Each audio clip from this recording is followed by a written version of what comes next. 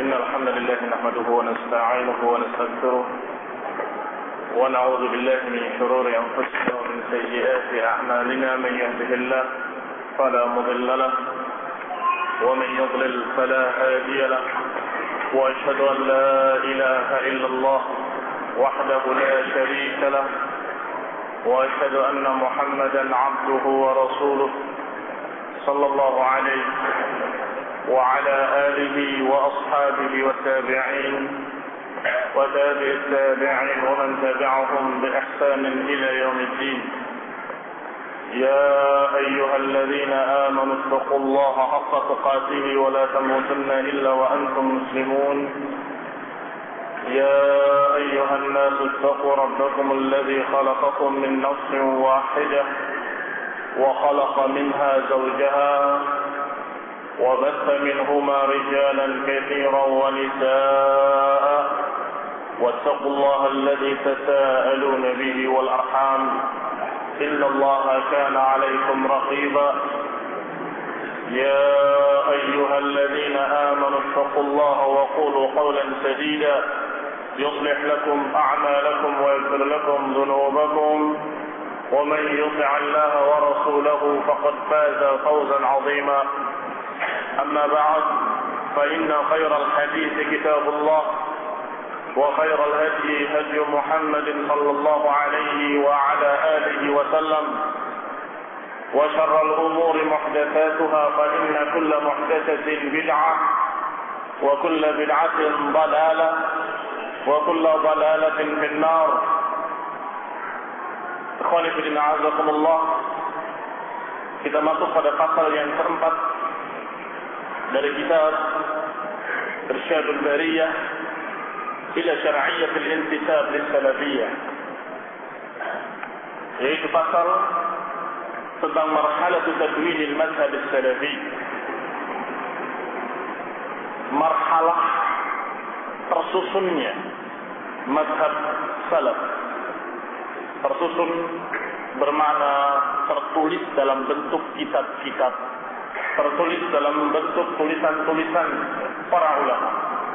Karena sudah kita bicarakan bahwa istilah salaf telah disebut oleh Rasulullah sendiri sallallahu alaihi wa ala alihi wasallam, dan istilah salaf telah dikenal sejak masa para sahabat.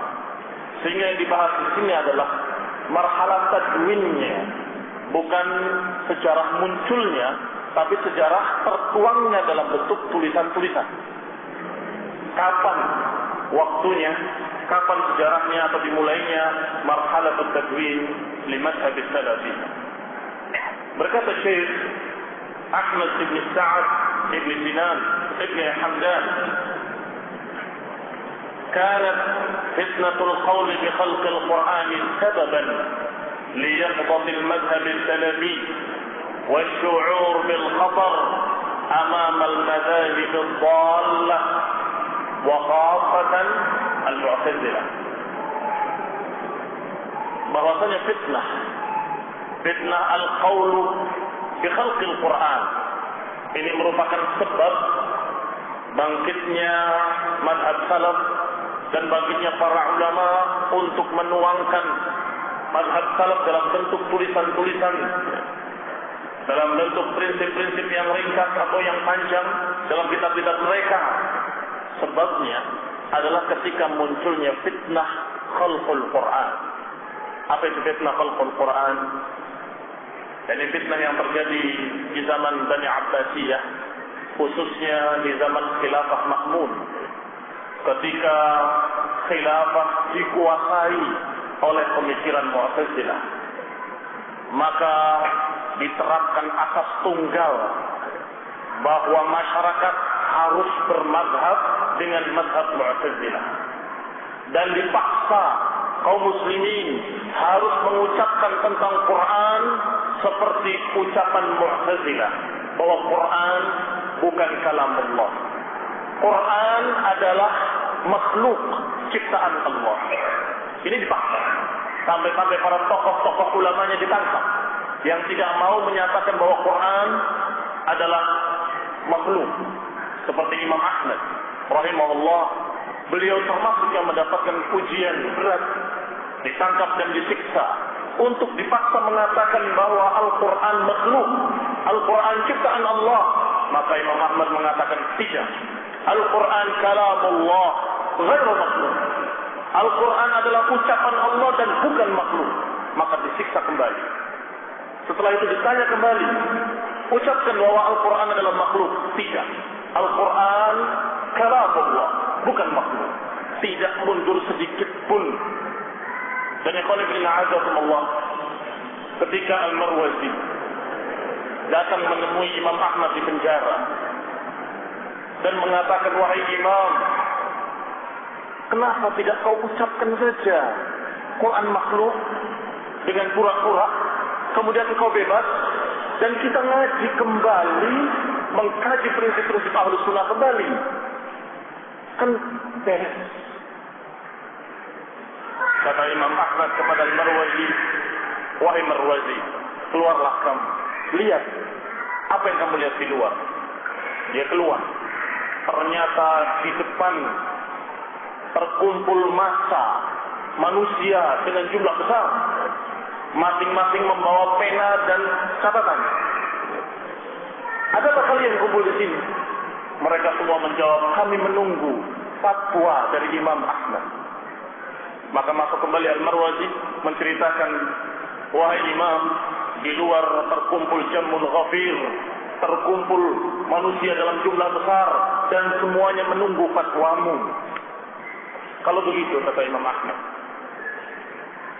apakah mungkin aku menyelamatkan diriku dengan menyesatkan mereka seluruhnya? Apakah mungkin aku ucapkan kalimat yang akhirnya menyesatkan mereka seluruhnya hanya karena menyelamatkan pribadiku? Tidak. Aku tidak akan mengatakan kecuali apa yang disebutkan oleh Allah Subhanahu wa taala dan apa yang disebutkan oleh Rasulullah SAW. Atau kama qala Imam Ahmad rahimahullah, tidak mau menyelamatkan diri dengan mengorbankan umat. Ini ulama. Inilah yang dikatakan Imam Ahlus Sunnah. Maka mereka semua mencatat bahwa Imam Ahmad menyatakan bahwasanya tetap Quran itu adalah kalamullah, bukan makhluk. Dan Imam Ahmad mendapatkan pelajaran mereka, mendapatkan teladan dari imamnya yang terpenjara, tersiksa. Ikhwan fillah a'azakumullah, datang lagi murid yang lain Imam Ahmad. Dalam riwayat Marwazi juga, dalam riwayat yang lain menyatakan, wahai Imam, kenapa engkau tidak perintahkan kami seluruhnya untuk melawan? Maka dijawab oleh Imam Ahmad, ad-dam, darah. Demi Allah, besar fitnahnya kalau tertumpah darah kaum muslimin. Kalau dalam keadaan seperti ini, Imam Ahmad saja. Tetapi kalau sampai melawan terjadi pertumpahan darah kaum muslimin dalam jumlah besar, ini hikmah. Imam yang memiliki hikmah, seorang alim faqih dan seorang yang rela mengorbankan dirinya untuk menyelamatkan umatnya, untuk menyelamatkan kaum muslimin, sehingga mengatakan jangan melawan. Tetapi kalimat, tetap kalimat bahwa Al-Quran kalamullah, bukan makhluk. Bahkan di antara tokoh-tokoh ulama ada yang sengaja berjalan ke masjid dengan memerintahkan anaknya, wahai anakku, kamu duduk di paling belakang dan saya akan duduk di paling depan. Setelah sholat Jumat selesai, kamu tanyakan tentang Al-Quran. Baik, ya wahai walidi. Maka dia duduk di belakang anaknya. Setelah selesai sholat Jumat, anaknya berdiri.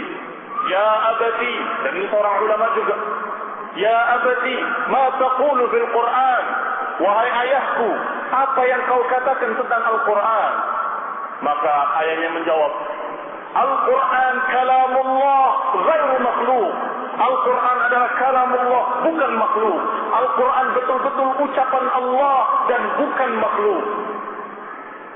Tentunya akan mendapatkan seperti apa yang didapatkan oleh Imam Ahmad.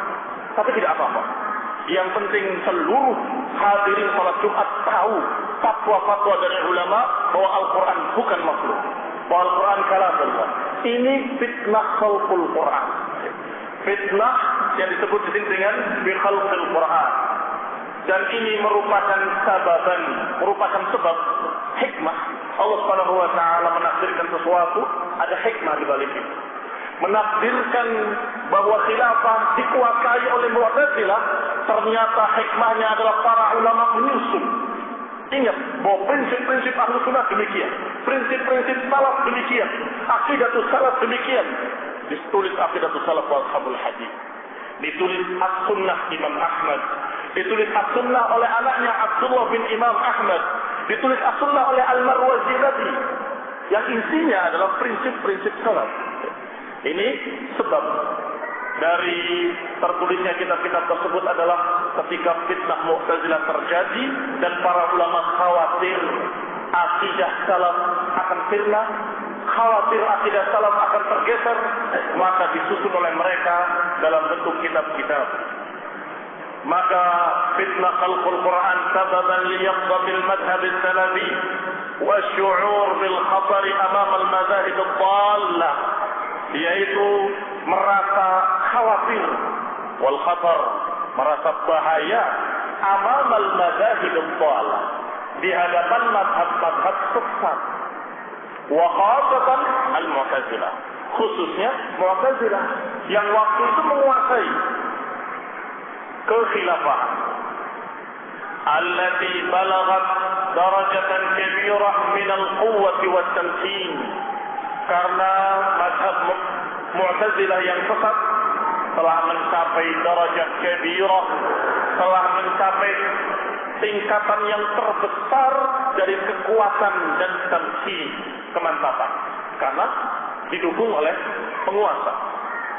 Fahab ulama sunnah linasr atau linusratil haq, maka berdatanganlah atau bermunculanlah para ulama untuk membela kebenaran, linusratil haq, wa rafa'a rayatahu, dan mengangkat bendera kebenaran, wa tahdhirul ummah min tilkal madahib ad-dhallah, dan memperingatkan umat dari mazhab-mazhab sesat. Jadi yang ditulis oleh para ulama ada dua jenis. Pertama, mereka membela kebenaran dan menaikkan bendera kebenaran agar dilihat oleh semua orang, ini hak, ini hak, ini hak. Sekaligus mentahzir, memperingatkan masyarakat dari mazhab-mazhab sesat. Ini sesat, pemikiran demikian sesat, pemikiran Mu'tazilah sesat, dan seterusnya. Fanashamal ulama wartafa'at a'lamul aqidatus sahihah, maka para ulama bertambah semangat dengan ujian berat seperti itu, malah bertambah semangat mereka. Wartafa'at a'lamul aqidatus sahihah, maka bertambah tinggi bendera akidah yang benar, semakin berkibar, semakin tinggi. Karena para ulama semakin semangat. Yang tadinya tidak mengucapkan terang-terangan dengan keras, ketika terjadi yang demikian, maka memerintahkan anaknya tanya kepada aku nanti di masjid, supaya seluruhnya tahu dan ditulis dalam tulisan-tulisan. Akhirnya semakin terkenallah akidah Ahlus Sunnah wal Jamaah, akidah salaf yang disusun oleh para ulama dalam bentuk tulisan-tulisan. Tarafrafa bi kulli makan wa tafarada hululul i'tidal, maka mulai bertebaran di mana-mana prinsip-prinsip akidah Ahlus Sunnah wal Jamaah dan prinsip-prinsip akidah salaf, dan mulai hululul i'tidal, mulai bergeser. Wa tuhadzirul ummah minhum, dan para ulama tadi memperingatkan umat dari pemikiran-pemikiran Mu'tazilah. Fanhajaza fi hujrihi wa anqama'a amruhu, maka kemudian mulailah Mu'tazilah terkalahkan. Bahkan setelah ganti khalifah, lebih maju lagi Ahlus Sunnah dan lebih hancur lagi Mu'tazilah. Penasaran penguasa berikutnya, kenapa kok Imam Ahmad ini ditangkap?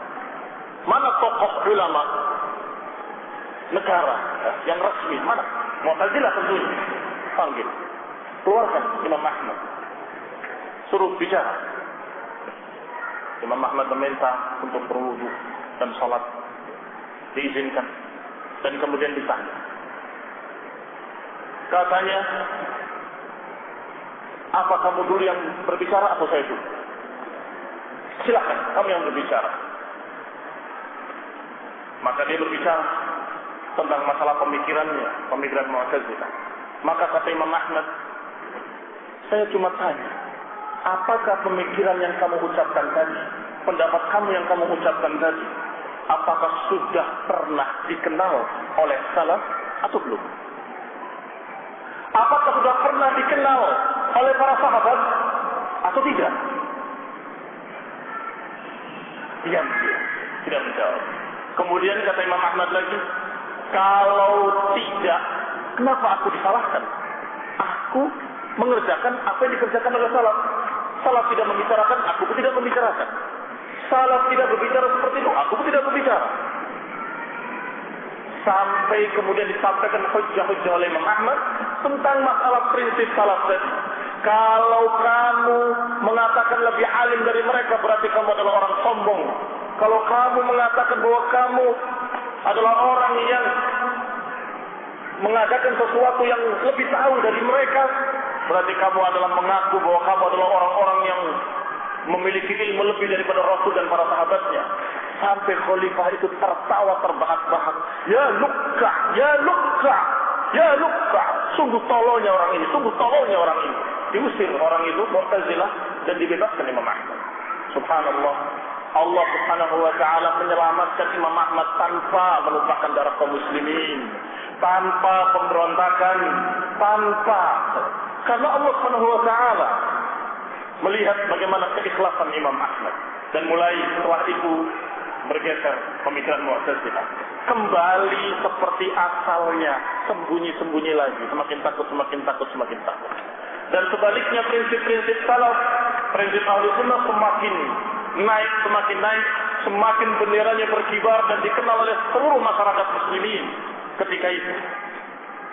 Ikhwan fillah azakumullah. Maka dikatakan fan hajaza fi hujrihi wa qama'a amruh, maka Mu'tazilah itu kembali tenggelam dan runtuh bangunannya, falam taqum lahu ba'qa'imah, maka tidak bisa bangkit lagi setelah itu. Pemikiran Mu'tazilah tidak bisa bangkit lagi, sudah runtuh yang tidak bisa dibangun lagi. Walam tartafi' lahu rayatan tudkar illa fil nadiril qalil, dan tidak lagi ada bendera mereka yang berkibar yang disebut-sebut kecuali sedikit sekali. Nadir al-qalil, jarang dan sedikit. Wa bada'at marhalatun jadidah, maka mulailah peringkat baru, sejarah baru. Ada fiha ulama sunnah bil tadwin, yang para ulama mulai memperhatikan penulisan-penulisan. Yang para ulama tadinya mengumpulkan hadis dan menyusun hadis, mereka tulis pula setelah itu prinsip-prinsip akidah. Ada yang dengan riwayat-riwayat, dengan hadis, dengan asar, ada yang dengan kesimpulan-kesimpulannya, yang jelas tersusun prinsip-prinsip sunnah. Wa ta'lif li bayanil aqidah as-sahihah, untuk menerangkan akidah yang sahihah. Warad 'alal munharifina anha, dan juga bantahan terhadap para penyimpang dari jalan yang lurus, dari akidah yang sahihah. Maka kalau dilihat tulisan-tulisan para ulama itu ada dua bentuk, dua mazhab. Yang pertama bentuk rad, yang kedua bentuk ard. Ardun wa raddun. Ard adalah menampakkan akidah salaf, sedangkan rad adalah membantah akidah yang sesat, akidah yang salah. Al-awwal manhajur rad. Yang pertama tulisan dalam bentuk metode bantahan, yaitu ardu subahil khusum wa bayanul haqq bidzalik mud'aman bil adillatin naqliyah. Yang pertama manhaj rad, manhaj bantahan, adalah menuangkan syubhatnya ahli bid'ah kemudian dibantah. Ini syubhat mereka dibantah, ini syubhat mereka dibantah. Tentunya mud'aman bil adillatin naqliyah, tentunya didukung dengan dalil-dalil naqli, dengan ayat, dengan hadis, dengan asar-asar minal kitab wa sunnah wa aqwalu sahabati wa tabi'in, dan dengan ucapan para sahabat dan ucapan tabi'in. Wa dzalika yatamassal bi mu'allafatil 'iddah, dan ini terwujud dalam berbagai macam bentuk tulisan mereka para ulama. Ahammuha, di antaranya yang paling penting waktu itu tertulis Kitabul Iman oleh Abu Ubaid al-Qasim Ibn Salam yang meninggal pada tahun 224 Hijriah. Ini kitab berisi bantah, menuangkan ini syubhatnya ahli bid'ah, dibantah. Ucapan mereka begini, dibantah. Ucapan Mu'tazilah begini, dibantah. Yang kedua, rad 'ala zanadiqah wal jahmiyah, bantahan terhadap kaum zanadiqah dan jahmiyah, bantahan terhadap orang-orang zindiq dan kelompok jahmiyah, yang ditulis oleh Imam Ahmad yang meninggal pada tahun 241 Hijriah.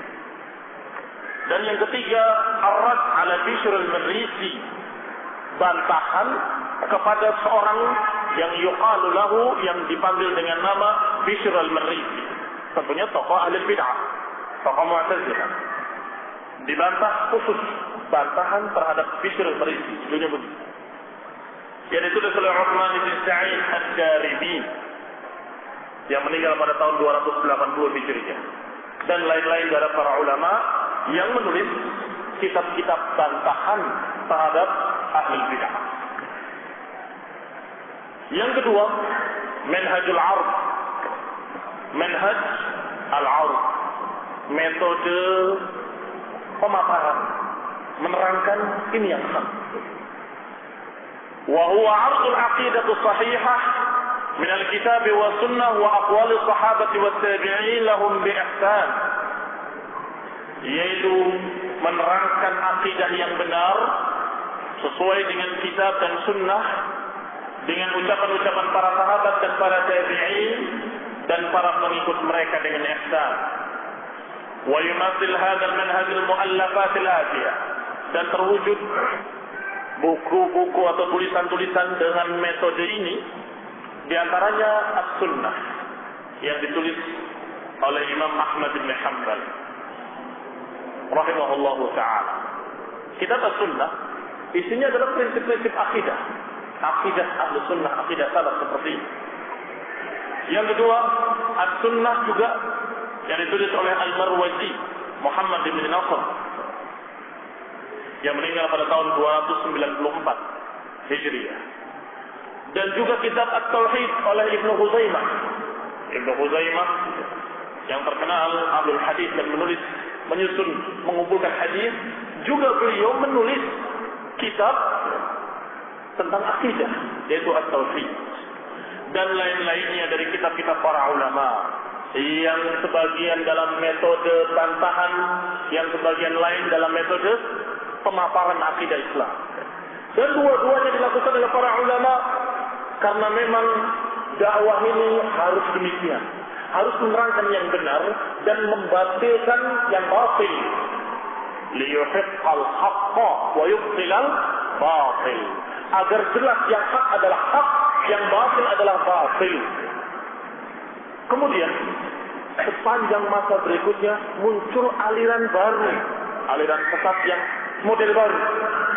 Datang orang-orang ahli sunnah yang melihat ini berbeda dengan Al-Quran dan Sunnah dan menyimpang dari apa yang dipahami oleh salaf, maka dibantah. Loh, mana arahnya? Arahnya itu kitabnya para ulama. Kitabnya para ulama, Imam Ahmad, kitabnya Syekhul Islam Ibnu Taimiyah, kitabnya Ibnu Huzaimah, kitabnya Imam Bukhari. Maka membantah saja. Kemudian orang-orang dari kalangan ahlul bidah berkata, kamu itu kerjaannya atau bisanya cuma membantah. Coba tulis kitab. Bantah sana. Bisanya cuma membantah. Tidak bisa menulis. Ini tuduhan hizbiyun. Menganggap bahwa Ahlussunnah itu kerjaannya tukang bantah. Padahal sejak dulu para ulama menulis kitab dalam dua model. Model bantahan dan model arud, penjelasan al-haq. Dan dua-duanya adalah dakwah. Wa hadzal kitab turakkis ala qadiyatin hammah. Dan kitab kita ini dipusatkan khususnya masalah yang sangat penting, yaitu audah bil ummah ila al-ittisal al-mubashir bil kitab wa sunnah wa ittiba' as-salaf as-salih fi fahmihima wa ijtinab ma jadda min al-ara' al-muhdatsah wal madahib al-munkarah. Inti pembahasan kitab kita ini adalah kembali atau mengajak kembali umat ini kepada Al-Quran secara langsung dan As-Sunnah secara langsung, dan apa yang dipahami oleh para salaf salih radhiyallahu alaihim ajma'in dalam memahami Quran dan Sunnah, dan juga mengajak untuk menghindari dan menjauhi pendapat-pendapat muhdats, pendapat-pendapat baru, mazhab-mazhab yang munkar. Kita masuk pada pasal yang kelima. Al-intisab li salafiyah laysat min at-tahazzub al-mabqut. Pasal kelima membahas tentang intisab li salafiyah, bahwa menisbatkan diri kepada salaf bukanlah tahazzub yang tercela. Menisbatkan diri kepada salaf bukanlah hizbiyah yang tercela. Ini karena sebagian kaum muslimin khawatir. Sebagian mereka karena trauma, mereka baru taubat dari kelompok-kelompok sesat, baru taubat dari hizib-hizib yang sesat, kemudian sampai sini diajak untuk berintisab kepada salaf. Aliran apa lagi ini salaf? Oh, ini kelompok baru lagi. Imannya siapa? Bayatnya kepada siapa? Kemudian aturan organisasinya apa? Gelisah, khawatir. Ya wajar, karena dia baru kejeblos, dia nggak mau kejeblos dua kali. Maka dia bertanya, apa hukumnya menisbatkan diri kepada salaf atau menamakan dakwanya dakwah salaf dan seterusnya. Dikatakan oleh penulis, inna katsiran minal muhibbina lis-sunnah qad la yulqi li hadhihi at-tasmiyati balan bal qad yataharraj min an yantasiba aw an yansiba nafsahu ila salaf za'iman anna dhalika mimma yaj'al lil ahzab al-mubtadi'ah sabilan ila ittihamihi bil hizbiyyah al-madmumah. Kebanyakan orang-orang yang muhibbina lis-sunnah, orang yang cinta kepada sunnah, kebanyakan mereka tidak memperhatikan penamaan salaf ini punya kedudukan penting, tidak memperhatikan. Bahkan sebaliknya, merasa yataharraj, merasa berat untuk memakai istilah salaf ini. Min an yantasiba atau an yansiba nafsahu ila salaf. Merasa berat untuk menisbatkan dirinya kepada salaf. Kenapa? Da'iman, karena anggapan bahwasanya akan yang demikian akan membawa kelompok-kelompok hizbiyah mendapat celah untuk mencela dia dengan hizbiyah juga. Akhirnya tidak, saya muslim saja. Muslim apa? Muslim titik. Nggak berani mengatakan kelompok salaf, nggak berani. Dakwah salaf nggak berani. Kenapa? Khawatir nanti hizbiyun akan mengatakan, oh kamu juga ternyata hizbiyah, karena kamu juga punya kelompok namanya kelompok salaf, dan seterusnya. Ini za'am itu artinya anggapan yang salah, anggapan yang tidak benar.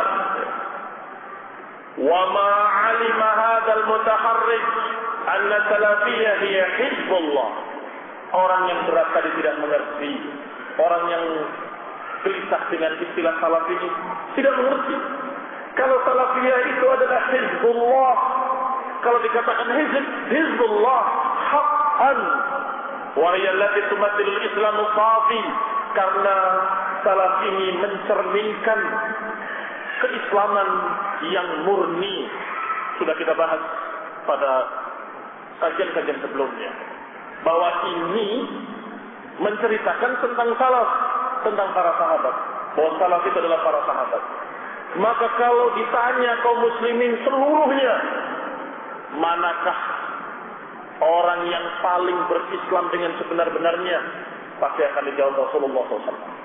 Kalau ditanya seluruh kaum muslimin, Mana masyarakat Islam yang telah menerapkan di tengah-tengah Islam secara sempurna, yang telah menerapkan di tengah-tengah mereka keislaman secara sempurna? Mana? Tentunya akan menjawab al-jama'atul ula, yaitu salaf. Pasti akan menjawab para sahabat. Ini otomatis, karena itu sudah diketahui secara aksioma oleh seluruh kaum muslimin.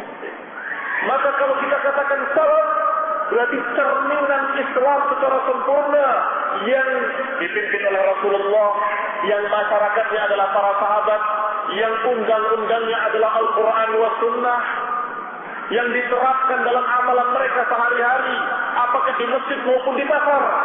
Di pasar mereka menerapkan muamalah Islamiyah. Di masjid mereka menjalankan ibadah yang sahihah. Maka kalau dikatakan salaf, artinya mereka. Tentunya tumathilul Islamul khafi, tentunya mencerminkan Islam yang sempurna dan murni, alladzi kana alaihi rasul, yang pernah dijalani oleh Rasulullah sallallahu alaihi wa ala alihi wasallam wa ashabuhu, dan para sahabatnya. Jadi kalau ada seseorang yang mengatakan saya salafi, maknanya dia ingin mengikuti generasi tersebut, ingin mengikuti Rasulullah dengan para sahabatnya, ingin mengikuti bagaimana zaman itu, bagaimana mereka memahami Quran dan Sunnah, bagaimana mereka menerapkan Quran dan Sunnah. Maka orang itu mengatakan saya ingin menjadi salaf, saya ingin menjadi seperti mereka. Maka ini adalah wajar. Kenapa dikatakan hizbiyah? Kenapa dikatakan ini hizb baru? Ikhwan fillah a'azakumullah, terlalu banyak masyarakat hari ini yang tidak memahami hal ini, sehingga mengira bahwa salaf ini aliran baru dan kelompok baru. Jadi kalau dihitung kelompok Islam, firqah Islam 1, ikhwan muslimin 2, umat tabligh 3, salaf 4, disamakan. Padahal tidak sama sekali, sangat berbeda. Kamu kalau melihat ikhwan muslimin, kamu akan bisa ketemu ini pimpinannya, ini pendirinya, tahunnya didirikan, akan tahu. Demikian pula jamaah tabligh akan tahu pimpinannya siapa, kapan didirikan. Tapi kalau salaf, siapa? Dari mulai sahabat sudah bilang salaf. Dari mulai Rasulullah sudah mengatakan ana khairu salafin atau nikmat salaf ana laki. Sebaik-baik salafmu adalah aku, kata Rasulullah. Terus, ya itulah Islam. Sehingga kalau dikatakan siapa pimpinannya, ya Rasulullah SAW. Siapa yang dimaksud? Ya salaf. Berarti kamu seperti mereka? Bukan. Bukan saya seperti Abu Bakar wa Umar. Bukan kita seperti para sahabat. Kita ingin mengikuti mereka. Golongan yang ingin mengikuti jejak-jejak Rasulullah dengan para sahabatnya. Ikhwan ibn a'azakumullah, sudah lewat ucapan Syekhul Islam Ibnu Taimiyah rahimahullahu taala pada pasal yang ketiga kemarin, bahwasanya beliau rahimahullah berkata, la aiba ala man adhara madhhab as-salaf wa intasaba ilayhi wa i'taza ilayhi, bal yajib qabuluhu aw yajib qabulu dhalik minhu bil istibah, fa inna madhhab as-salaf la yakunu illa haqqan. Sudah lewat ucapan Syekhul Islam ini, bahwa tidak ada aib, enggak ada jeleknya untuk menampakkan madhab salaf, atau menisbatkan diri kepada salaf, atau menggandengkan dirinya dengan salaf, atau menamakan dengan salafi. Bahkan wajib menerimanya dengan kesepakatan para ulama, karena mazhab salaf tidak ada padanya kecuali kebenaran. Karena tidak ada pada mazhab salaf kecuali kebenaran. Karena mazhab salaf adalah mazhab para sahabat, maka kita katakan kalaupun ada kesalahan akan ditegur oleh Rasulullah SAW. Ikhwan ibn a'azakumullah, Syekh Al-Albani pernah ditanya rahimahullahu ta'ala an hadzal mawdu' tentang masalah ini. Nafsus soal, teks pertanyaannya sebagai berikut. Limadha tasammi bis salafiyah? Ahiyya da'watun hizbiyah am ta'ifiyah aw madhhabiyah am hiya firqatun jadidah fil Islam? Pertanyaannya kepada Syekh Al-Albani, untuk apa penamaan dengan istilah as-salafiyah. Ini untuk apa penamaan dengan istilah salaf?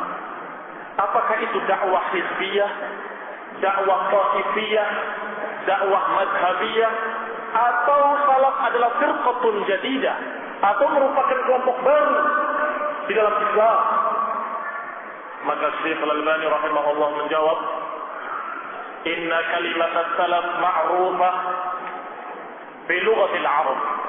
Sesungguhnya istilah salaf sudah dikenal di dalam bahasa Arab. Wa fi lughatil syara', dan juga sudah dikenal dalam istilah-istilah syariat. Wa ma yahummuna huna wa bahduha 'ala an-nahiyati syar'iyyah. Dan apa yang kita pentingkan di sini adalah istilah salaf dari sisi syar'iyyahnya, dari sisi syariatnya.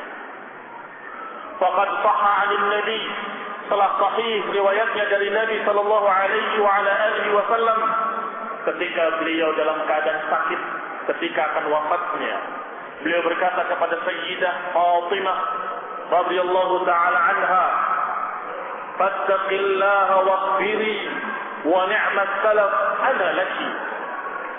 Kata Rasulullah kepada Fatimah, bertakwalah kepada Allah, wasbiri, dan bersabarlah, ni'mat salaf ana laki, sesungguhnya sebaik-baik salaf bagimu adalah aku. Hadis yang diriwayatkan oleh Bukhari dalam Istiqdan dan diriwayatkan oleh Muslim dalam Fadailus Sahabah. Kemudian kata Syekh Al-Albani rahimahullah, wa yakthur isti'mal ulama li kalimat salaf, dan kemudian banyak dipakai istilah salaf ini oleh para ulama. Wa hadha aktsar min an yu'ad wa yuhsa, dan istilah para ulama atau para ulama yang mengucapkan kalimat salaf terlalu banyak untuk dihitung, terlalu banyak untuk dikumpulkan, dan sudah kita bahas sebagiannya di pasal yang ketiga kemarin. Wa hasbuna mithalan wahidan wa huwa ma yahtajuna bihi fi muharabatil bid'ah, dan cukup bagi kita satu contoh saja ucapan para ulama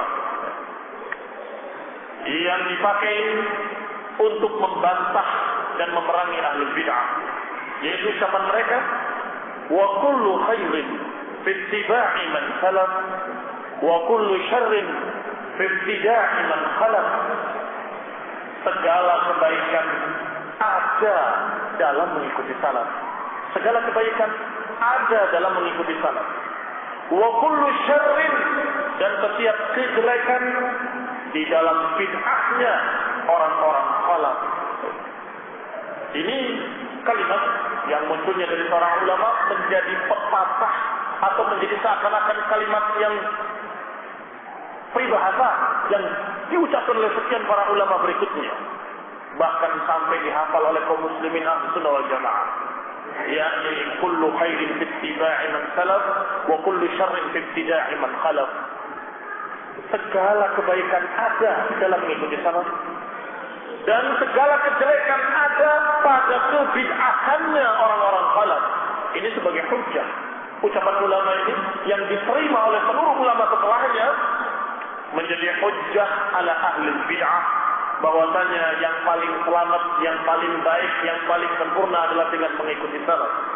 Dan yang paling berbahaya, yang akan mencelakakan, yang akan menyesatkan dan menyimpangkan adalah kebid'ahan, perkara-perkara muhdatsah yang dibikin oleh orang-orang kemarin, orang-orang yang baru muncul, orang-orang salaf.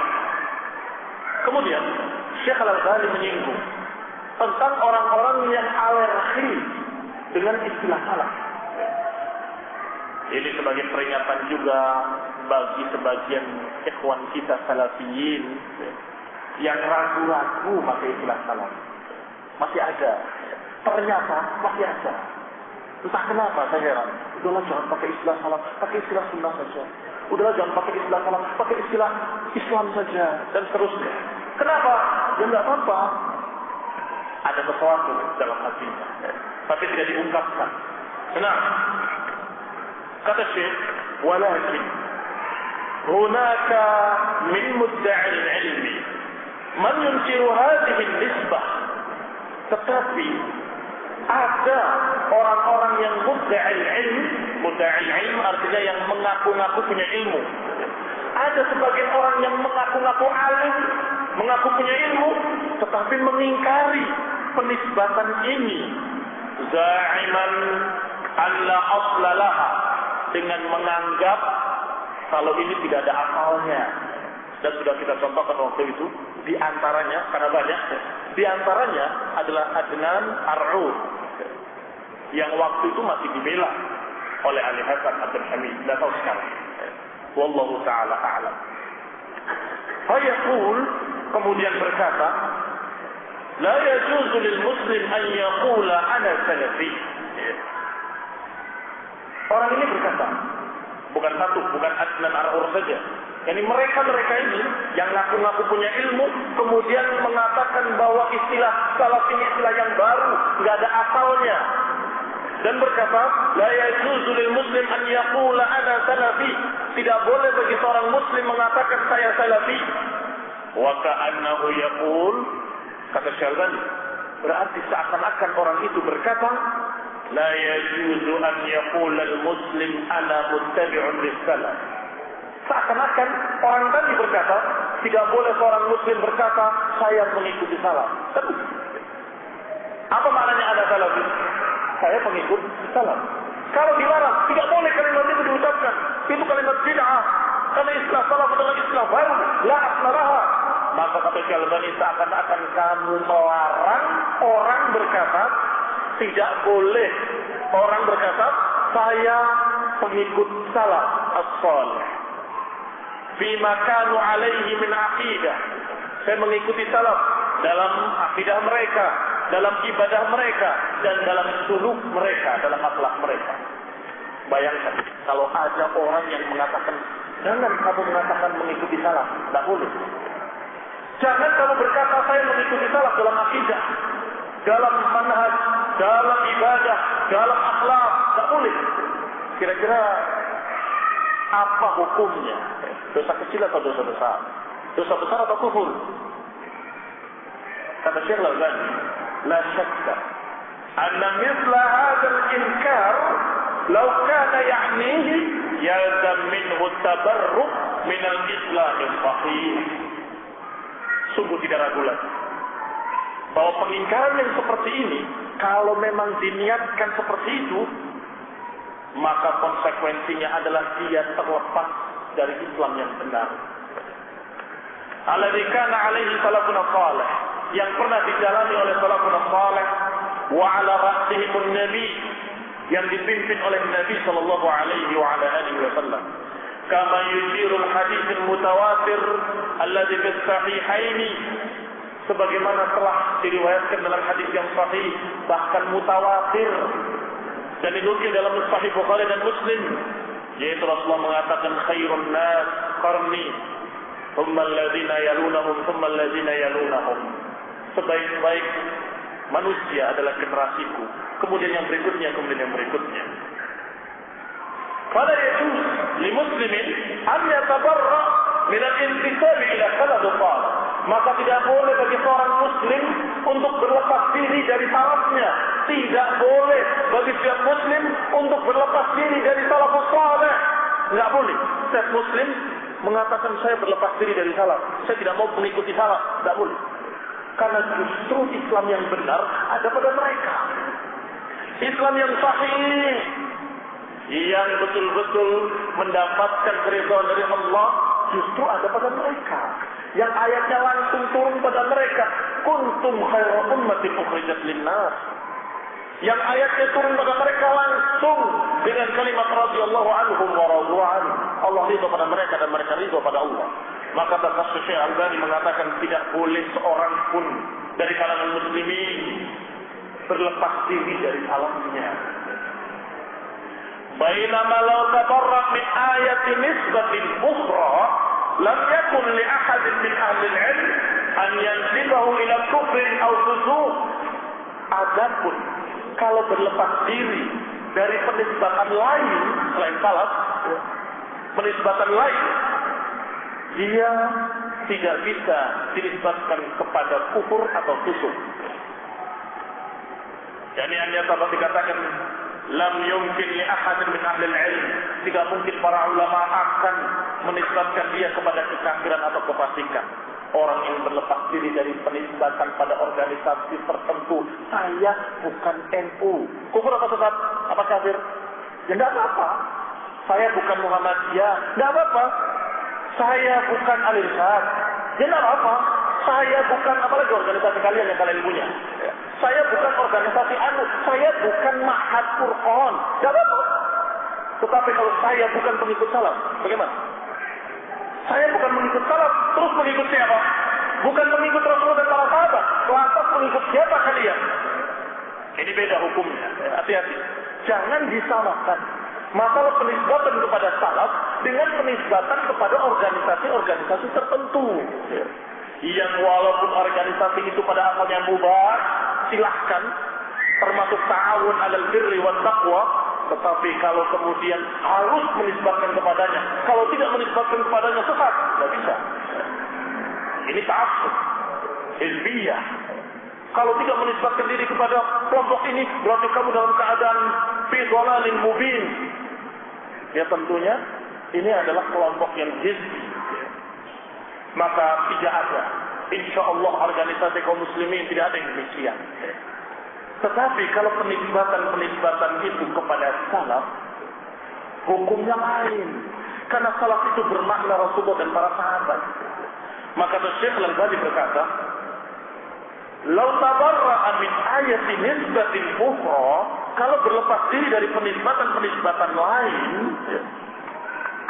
min ahlil ilm, para ulama tidak mungkin akan mengatakan dia kafir atau fasik. Amma alladhi yunsab ila salafus salih, adapun kalau seorang itu menisbatkan kepada salafus salih, fa innahu yantasib ila al-'usmah, maka berarti dia menisbatkan diri kepada sesuatu yang terjaga ala wajhil umum, secara umum. Yani ucapan Rasulullah SAW, la tajtami'u ummati ala dhalalah, tidak akan umatku bersatu dalam kesesatan.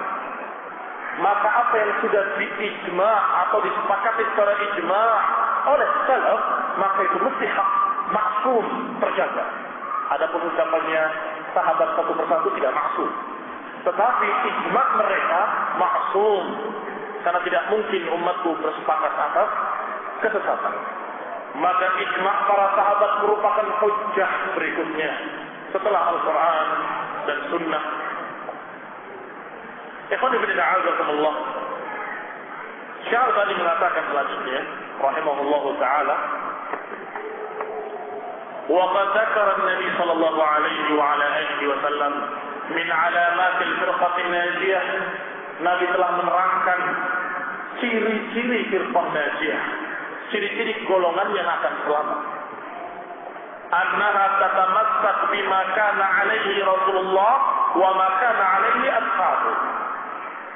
Dikatakan oleh Rasulullah bahwa firqatul najiyah adalah kelompok yang berpegang, kelompok selamat adalah kelompok yang berpegang dengan apa yang telah dijalani oleh Rasulullah dan oleh para sahabatnya.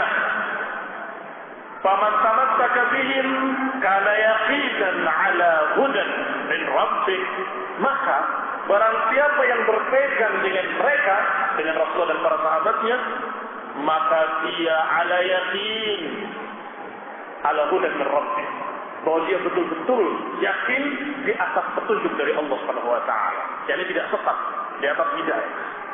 Karena Rasulullah mengatakan, ini isyarat dari Syekh Al-Albani kepada hadis tentang tatafariqu ummati. Dikatakan oleh beliau alaihi salatu wassalam bahwa kulluhum finnar illa wahidatun, kecuali satu golongan. Siapa ya Rasulullah? Mithlu ma ana alaihi wa ashabi, yaitu yang seperti aku dan para sahabatku. Seperti aku dan para sahabat. Bagaimana kira-kira kalau Nabi sudah mengatakan begini, tiba-tiba ada orang yang mengatakan saya bukan golongan mereka? Apa itu hukumnya? Saya bukan golongan Rasul dan para sahabatnya. Saya bukan golongan al-jamaah. Padahal Rasulullah mengatakan yang selamat adalah al-jamaah, yaitu ma'ana alaihi wa ashabi. Maka wajib hukumnya setiap muslim mengikuti Rasulullah dan para sahabatnya. wajib mengikuti Rasulullah dengan mengikuti apa yang dicontohkan oleh para sahabatnya dalam mengikuti Rasulullah. Jadi mengikuti Rasulullah dengan cara sahabat, memahami sunnah Rasulullah dengan pemahaman sahabat, memahami Al-Quran yang diajarkan oleh Rasulullah dengan pemahaman para sahabat, menerapkan sampai dakwah juga harus seperti apa yang dijalankan oleh para sahabat radhiyallahu alaihim ajma'in. Selanjutnya Syekh mengatakan, wala syakka anna tasmiyatul wadihah al-jaliyah al-mumayyizah al-bayyinah hiya an-naqul. Maka tidak ragu lagi, penamaan yang jelas, gamblang dan bisa membedakan yang sangat bayyin adalah kita berkata, ana muslimun alal kitabi was sunnah wa ala manhaji salafus salih. Ini kalimat yang paling jelas dan gamblang. Seorang muslim harus berikrar, saya seorang muslim yang mengikuti Al-Quran dan sunnah dan apa yang dipahami oleh salafun salih, para salafus salih. Dan ini kata Syekh Al-Albani bisa diringkas. Wahiyya an taqul bi ikhtisar, ini bisa kau katakan dengan ringkas ala salafi.